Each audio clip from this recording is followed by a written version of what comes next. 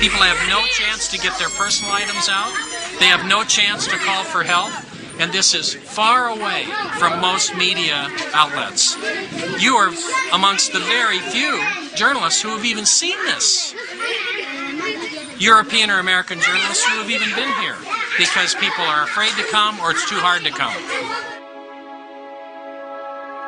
And one of the things we were told in Gaza by very respected Palestinian psychologist who had just completed a study of 1,000 Palestinian children was that they had discovered that many of these Palestinian children no longer had a will to live, that they were so dehumanized and so affected by seeing their fathers particularly beaten by Israeli defense forces, that the psychological condition is one of the dimensions of the conflict that is not widely understood. Palestinians called for an international observer force that would stop the violence, but this action was blocked by Israel. Finally, a group of Palestinian and Israeli human rights activists together created the International Solidarity Movement, which has brought people from around the world of all ages and backgrounds to provide a nonviolent international presence to try to fill this need. Rachel Corrie, a 23-year-old American student, went to Gaza to join in these efforts, sending back emails to her parents. I have been in Palestine for 2 weeks and 1 hour now, and I still have very few words to describe what I see. It is most difficult for me to think about what's going on here when I sit down to write back to the United States. Something about the virtual portal into luxury.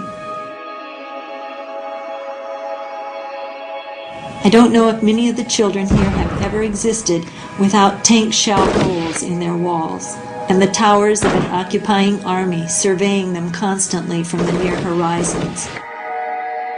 I think, although I'm not entirely sure, that even the smallest of these children understand that life is not like this everywhere. It was Sunday afternoon in Charlotte, about noon actually, and I received a phone call, and my son-in-law, Kelly, was on the phone, and he asked if Craig was there. And something about the way he asked made me realize, I felt right away that something was wrong. And then I asked, why, Kelly? And he hesitated for a minute, and he said, we've had some very sad news. And then my daughter, Sarah, I could hear her in the background, and she got on the telephone, and she said, Mom, it's Rachel. And I think the first words out of my mouth then were, is she dead?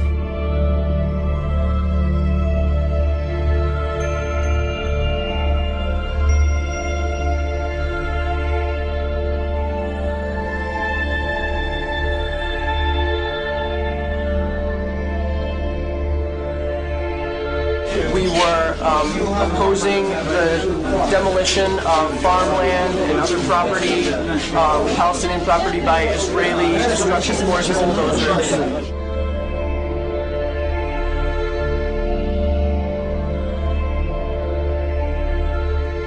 And the bulldozer drove up, and it kept going, and she tried to move back, but she couldn't move back, and she got caught underneath. She got caught underneath the bulldozer.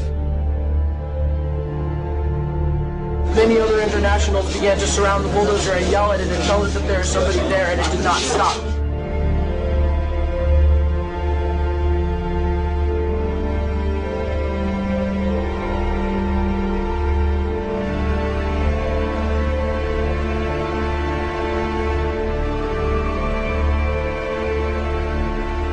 Where Rachel was killed, she was protecting a doctor's home.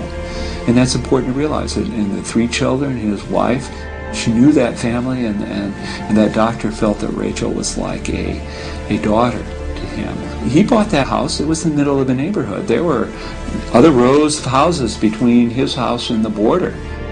Those other homes, those other streets were all destroyed, and now it was his turn.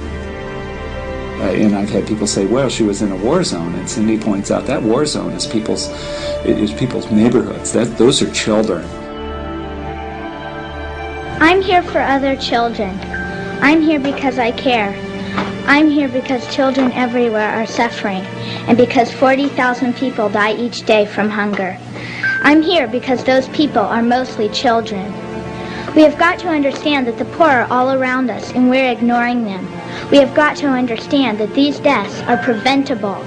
We have got to understand that people in third world countries think and care and smile and cry just like us. We have got to understand that they are us. We are them. My dream is to stop hunger by the year 2000. My dream is to give the poor a chance. My dream is to save the 40,000 people who die each day. My dream can and will come true if we all look into the future and see the light that shines there.